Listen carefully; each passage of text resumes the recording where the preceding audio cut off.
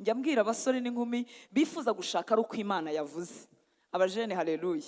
Imana ibanze imbwire ngo ni Jacqueline, Imana imbwire ngo ni Jeanne, Imana imbwire ngo ni Paul, kandi iryo jwi ukarishakishwa no kugira ngo ugire ikintu kimeze nka sekirite, ubwo ari Imana yabivuze ko nta bibazo muzagira. Hanyuma nanjye nkakubwira ngo Imana yashingiye Adamu na Eva, Pastor arinde ari Imana, ariko nabo baranga bagira gute? Nabo baranga bagira ibibazo.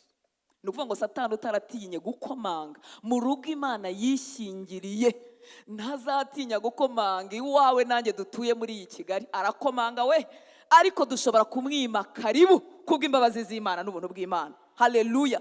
Ntabwo no gushaka Imana yavuze aribyo bitanga umutekano, ahubwo aho wavuganiye n'Imana, ibyo bintu bigusabanya n'Imana, nubikomeza wowe n'umugabo wawe muzarindwa, muzaba amahoro. Ni mu biti